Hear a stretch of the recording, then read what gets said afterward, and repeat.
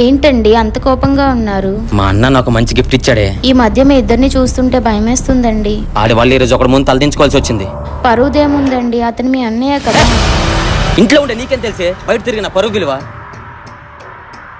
ఇప్పటికే లేట్ అయింది, పడుకోండి. మీరు ప్రశాంతంగా పడుకొని 10 రోజులు అయింది. రేపు ఎలక్షన్ ఎలా జరుగుద్దు, టెన్షన్లా ఉంది. మనం వేరే కాపురం పెట్టి తప్పు చేసామండి. ఇప్పుడు ఏం కంపలు ములిగానే?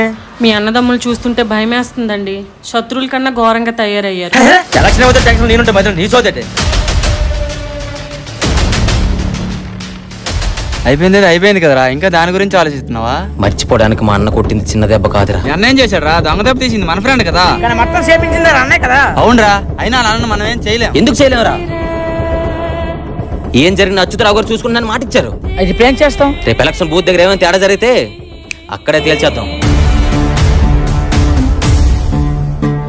ఓటు దేనికి వేయాలండి? ఇన్ని రోజులు ఏజెండా పడుకొని తిరిగినా మర్చిపోయావా? అర్థమైందండి. సరేరా.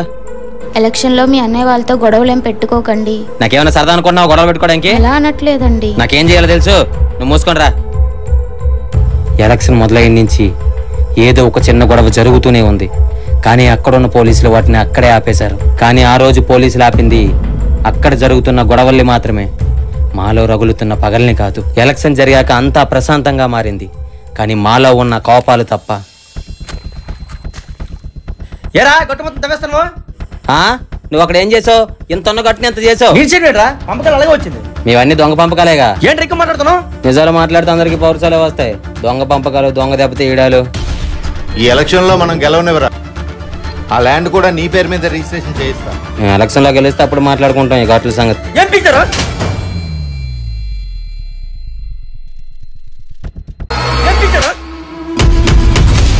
నా కొడుకుని తరిమి తరిమి కొడతా చూడరా. మీకేమైనా నేను చూసుకుంటారా? మీకు నచ్చించేయండి.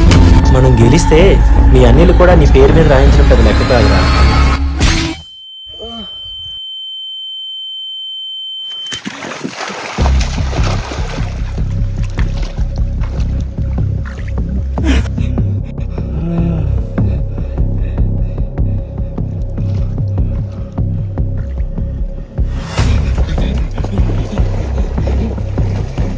ఏమైందిరా?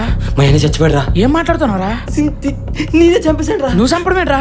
ఇప్పుడు నాకేం చేయాలో అర్థం కావట్లేదురా. అక్కడి నుంచి వెంటనే వెళ్ళిపో, నేను వస్తున్నా. నేను చెప్పేది జాగ్రత్తగా వినరా. ఏమైందిరా? వచ్చేదారా కారు భూపతి ఇంటి దగ్గర ఉందిరా.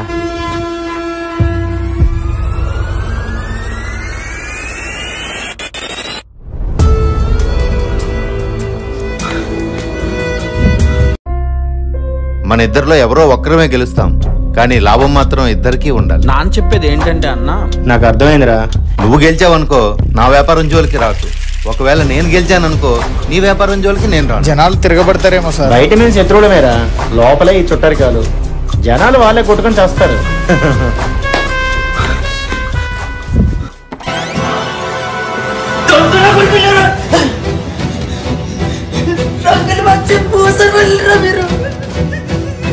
మమ్మల్ని రెచ్చగొట్టి మా జీవితాన్ని నాశనం చేస్తారా?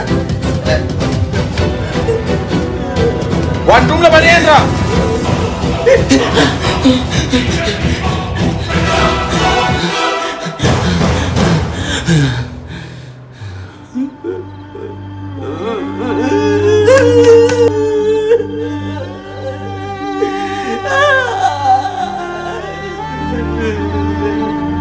అరే ఎక్కడున్నారా? ఇంటి దగ్గరలోనే ఉన్నాను రా. చంపింది నువ్వేం తెలుసుకుంది, ఇంటికి రాకరా. కొబ్బరి చెట్టు చాటు నుంచి చూస్తున్నాను రా. ఇంటి దగ్గర చాలా మంది ఉన్నారా, నువ్వు ఎక్కడికి వెళ్ళిపో.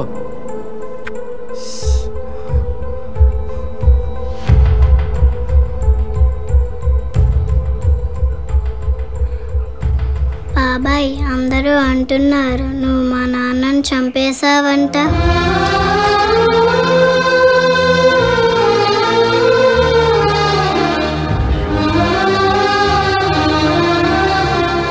ఎందుకు ఏడుస్తున్నావు బాబాయ్?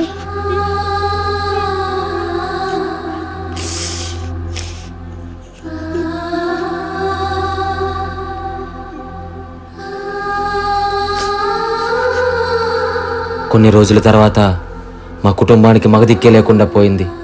పోటీ పడ్డ నాయకులు బాగానే ఉన్నారు. వాళ్ళ కోసం గొడవకు దిగిన నా బతుకు మాత్రం జైలు పాలైంది. నీకెన్నిసార్లు చెప్పానమ్మా ఆ రాజకీయ నాయకులు గడప తొక్కొద్దని.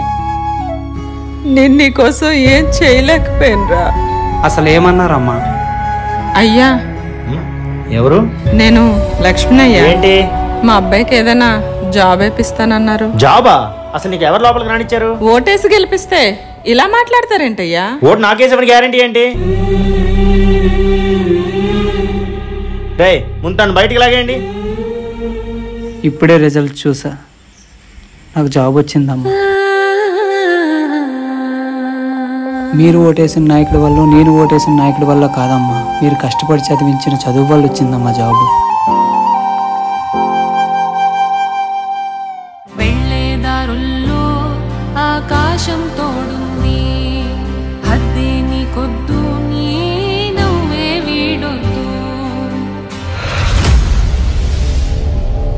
చదువుకునే వయసులో పార్టీ జెండా పట్టుకొని తిరగడం వల్ల వీడికి రోజుకి 500 రూపాయలు వచ్చింది. కానీ వాడికి ఆ రోజు అర్థం కాలేదు, ఎలక్షన్ ముందు 5 రోజులు తప్ప మిగతా రోజులు వాడికి 5 రూపాయలు కూడా ఇవ్వరని. కానీ వాడికి ఆ రోజు అర్థం కాలేదు, చదువుకునే వయసులో అంత డబ్బు రావడం వలన కొత్త వ్యసనాలు వాడిని చుట్టుముడతాయని. పైన పార్టీ మారితే కాదు, మనం కష్టపడి చదివి మన స్థాయి మారితేనే మన బ్రతుకులు మారతాయని ఈ కుర్రోడు నిరూపించాడు. మా ఇద్దరు అన్నదమ్ములము ప్రేమగా మాట్లాడుకుంటే అయిపోయి ఈ భూమి పంపకాల్లోకి రాజకీయాన్ని తీసుకొచ్చాము. మనల్ని రెచ్చగొట్టే నాయకులు బాగానే ఉంటారు, ఎందుకంటే ఒకరి కాలర్ ఇంకొకరికి అందదు కదా. కానీ వాళ్ళు రెచ్చగొట్టి వదిలేసిన ప్రజలు అలా కాదు కదా. తెల్లారితే వేరే పార్టీ వాడిని పగోడే అనుకుంటారు. సీటు కోసం సీఎంనే మార్చే ఇలాంటి నాయకుల కోసమా మనం బుర్రలు బద్దలు కొట్టుకునేది?